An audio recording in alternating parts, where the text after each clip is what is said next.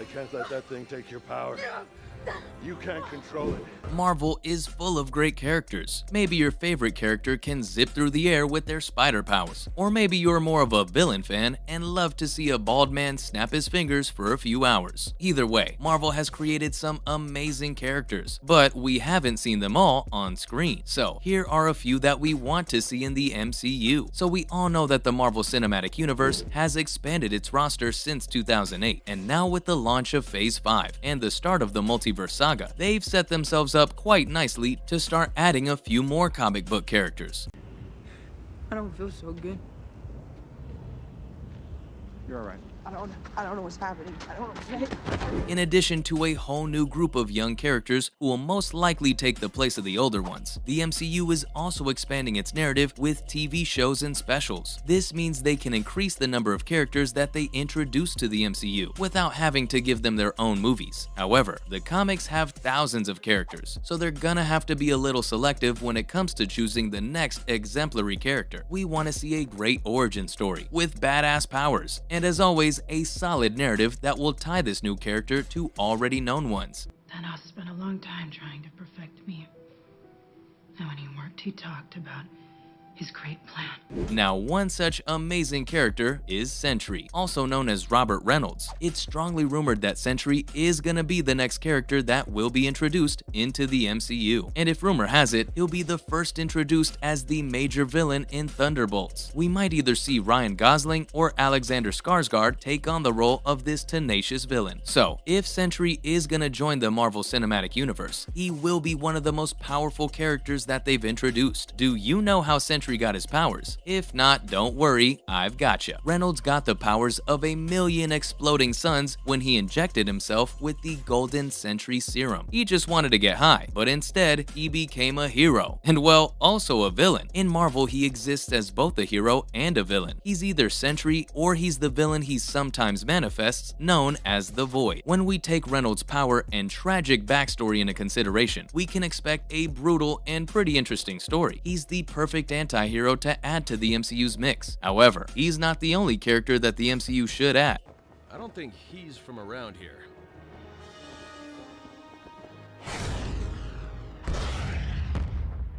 Hyperion should also be added to the MCU, so DC might have a Superman, but Marvel has a Hyperion. Now, there are many different iterations of Hyperion, also known as Marcus Milton, but most will see him as a baby of the eternal race sent to Earth. Here, he was raised by human parents. He's starting to sound a lot like Metro Man. When he gets older, he grows into his powers. He has superhuman strength, durability, stamina, speed. He can fly, and he also has atomic vision. He becomes a member of the superhero team Squadron Supreme. However, in some iterations, he uses his powers to try and gain authority over others. At least he has good intentions, since he only does this in the name of good. It would be great to see him in the MCU, a Superman who isn't always so super, a hero that has a lot of flaws. It sounds like the perfect story that would fit in well with the MCU. But now, let's get into one of the best characters that we've yet to see in the Marvel Cinematic Universe. You've been busy, my friend. Your talents are impressive. Can you understand what I'm saying?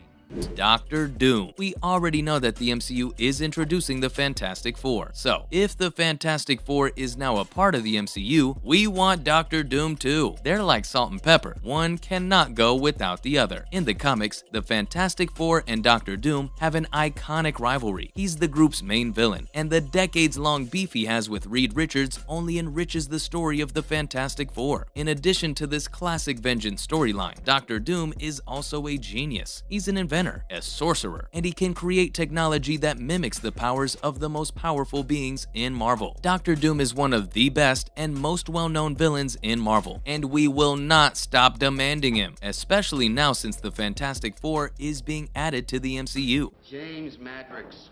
This one robbed 7 banks.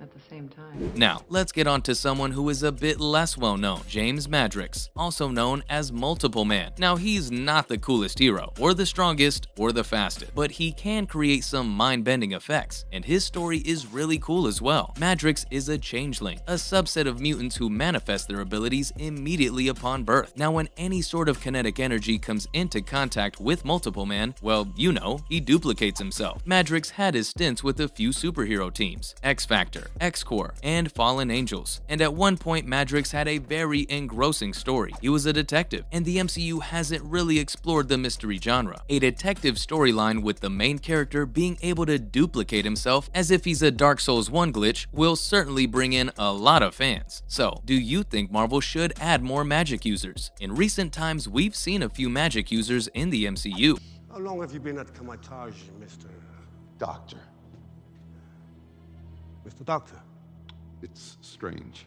Benedict Cumberbatch's Doctor Strange and Elizabeth Olsen's Wanda have been received very well, and since they already have magic users, they should add Jericho Drumm to the mix. Jericho Drumm, also known as Brother Voodoo, hails from Haiti. His goal is to become the master of voodoo after his brother died. He wants to bend his brother's spirit to his own and gain the powers of the voodoo gods. He can talk to animals as well as the dead, and he can summon his brother's spirit to double his powers. His connection to the voodoo gods give him a level of mystical power that only a few in Marvel will ever obtain. At one point, Brother Voodoo even became the Sorcerer Supreme. This made him even stronger since he had the Cloak of Levitation and the Eye of Agamotto. If anyone should ever become Doctor Strange's successor, it has to be Brother Voodoo.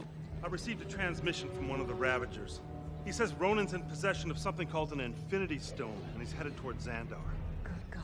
Our final character that should be added to the MCU is Nova, and the chances are high that we're going to see Nova in the MCU sooner rather than later. Now, the MCU has already introduced the Nova Corps in Guardians of the Galaxy, so it will make a lot of sense if we got to see Nova sometime in the future. In the comics, Richard Rider is recruited by Roman Day. He joins the Nova Corps and is thus given powers. As a result, he now has superhuman strength, speed, and durability. With his newfound powers, he becomes a hero. So, in the comics, Ryder was a teenager when he joined the Nova Corps. But if the new Spider-Man trilogy is anything to go off of, it is that fans love seeing a young hero struggle to maintain a balanced life while fighting crime. Guardians of the Galaxy already opened the door. All we need is a young and talented actor to portray this hero and make him a phenomenal character on screen. But what do you think? Who should play Nova if we ever get a story arc for him? Or are you more excited about who could possibly be Doctor Doom? Let me know in the comments below. We hope you enjoyed the video. Thanks for watching, and we'll see you next time.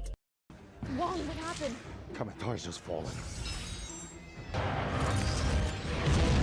She said save the wizard! I am inevitable.